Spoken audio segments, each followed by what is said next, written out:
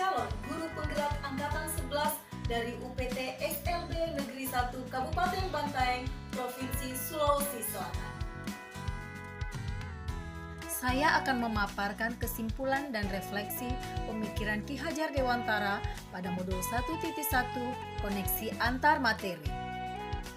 Adapun kerangka pembelajaran pada modul 1.1 adalah sebagai berikut. Pertama, mulai dari diri, membuat refleksi diri tentang pemikiran Ki Hajar Dewantara. Kedua, eksplorasi konsep untuk memperdalam pemahaman kita mengenai konsep pendidikan Ki Hajar Dewantara.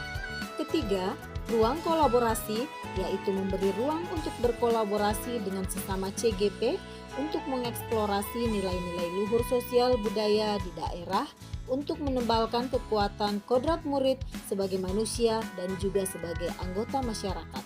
Keempat adalah demonstrasi kontekstual, yaitu peserta CGP mendesain strategi dalam mewujudkan pemikiran Ki Hajar Dewantara, yaitu pendidikan yang berpihak pada murid sesuai dengan konteks diri murid dan sesuai dengan budaya daerah. Kelima, elaborasi pemahaman dilakukan dengan menuangkan berbagai pertanyaan mengenai materi refleksi filosofi pendidikan nasional Ki Hajar Dewantara yang akan dibahas bersama instruktur. Dan yang keenam, yaitu membuat kesimpulan dan juga refleksi pengetahuan dan pemahaman baru yang dipelajari dari pemikiran Ki Hajar Dewantara. Selanjutnya, asas pendidikan menurut Ki Hajar Dewantara bahwa pendidikan dan pengajaran tidak sama. Yaitu, pertama, pengajaran adalah bagian dari pendidikan. Kedua, menurut Ki Hajar Dewantara, pengajaran adalah proses pendidikan dalam memberi ilmu untuk kecakapan hidup anak secara lahir dan batin. Ketiga, pendidikan pada hakikatnya adalah menuntun atau memberi tuntunan terhadap segala kekuatan kodrat yang dimiliki anak agar ia mencapai keselamatan dan kebahagiaan yang setinggi-tingginya baik sebagai manusia maupun sebagai anggota masyarakat. Dan yang keempat, pendidikan menciptakan ruang bagi murid untuk bertumbuh secara utuh agar mampu memuliakan dirinya dan orang lain serta menjadi mandiri. Selanjutnya, dasar pemikiran Ki Hajar Dewantara antara lain, guru adalah pamong atau menuntun, berpihak pada murid, budi pekerti, merdeka, lahir dan batin, sesuai dengan trikon Ki Hajar Dewantara, yaitu kontinu, konvergen, dan konsentris, sesuai dengan kodrat alam dan kodrat zaman, bukan tabula rasa, dan pendidik seperti petani atau tukang kebun kehidupan. Berikut pertanyaan pemantik modul 1.1, apa yang Anda percaya tentang murid dan pembelajaran di kelas sebelum mempelajari modul 1.1?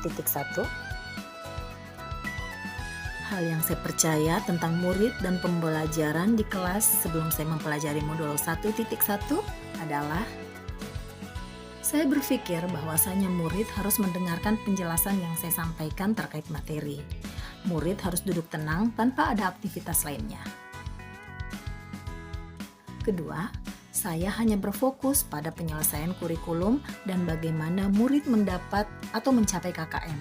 Jadi lebih mengutamakan kemampuan kognitifnya tanpa memperhatikan perilaku murid. Ketiga, saya hanya menggunakan media dan bahan ajar seadanya seperti buku pelajaran atau tema. Keempat, saya kerap memberikan hukuman atau sanksi kepada murid yang tidak tertib atau sering membuat gaduh. Dan yang kelima, dalam proses pembelajaran, saya jarang sekali menggunakan metode yang berpusat pada murid. Pembelajaran hanya berpusat pada guru atau teacher center. Saya tidak memperdulikan apakah murid sudah paham atau belum.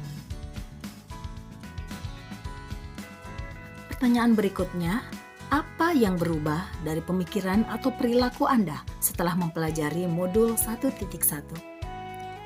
Berdasarkan pada pemikiran pendidikan menurut Ki Hajar Dewantara, maka saya harus merubah pemikiran saya tentang pendidikan yang berpihak kepada murid. dengan cara merubah pemikiran bahwasanya guru bukanlah satu-satunya sumber belajar. Karena banyak sekali sumber belajar yang bisa anak gali sebagai bekal pengetahuan mereka yang bisa mereka dapatkan juga dari internet, melalui HP atau laptop. Berikutnya, merubah pemikiran bahwa pembelajaran terpusat pada murid dan guru sebagai fasilitator, menuntun, membimbing, juga sebagai pamong. Selanjutnya, merubah perilaku menjadi pendidik yang lebih sabar dalam menghadapi perilaku murid, tidak memberikan sanksi atau hukuman yang memberatkan murid, memberikan kebebasan murid untuk menyelesaikan tugas sesuai dengan kemampuan minat, bakat, dan kreativitasnya. Dan seharusnya saya melakukan proses pembelajaran secara menyeluruh, bukan hanya aspek kognitif saja, namun juga psikomotor, spiritual, sosial, dan budaya. Murid bukan sebagai objek pembelajaran, melainkan subjek pembelajaran. Artinya, murid memiliki kebebasan berekspresi, mengemukakan pendapat, dan berkreasi sesuai dengan metode atau model pembelajaran dan media yang tepat. Apa yang dapat segera Anda terapkan lebih baik agar kelas Anda mencerminkan pemikiran Ki Hajar Dewantara? Nah, setelah memahami modul 1.1, ada beberapa hal yang dapat saya terapkan agar pembelajaran di kelas dapat mencerminkan pemikiran Ki Hajar Dewantara. Pertama, menerapkan sistem pamong, yaitu menuntun murid, melayani dan membantu murid untuk mencapai potensi terbaiknya, bukan sebagai penguasa yang harus ditakuti oleh murid. Kedua, menerapkan pembelajaran yang berdasarkan kodrat alam dan kodrat zaman, dalam hal ini pembelajaran berdasarkan pada sosial budaya di Kabupaten Bantaeng. Ketiga, menerapkan pembelajaran yang mengutamakan aspek budi pekerti. Dan yang keempat, merancang pembelajaran yang inovatif, kreatif, dan interaktif dengan melibatkan murid.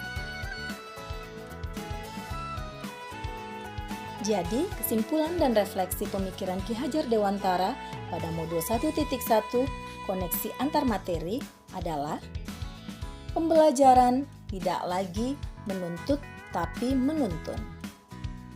Selanjutnya, mengenali karakter dan latar belakang murid dengan menjalin komunikasi yang efektif. Salam bahagia guru penggerak. Bergerak, bergerak, dan menggerakkan. Wassalamualaikum warahmatullahi wabarakatuh.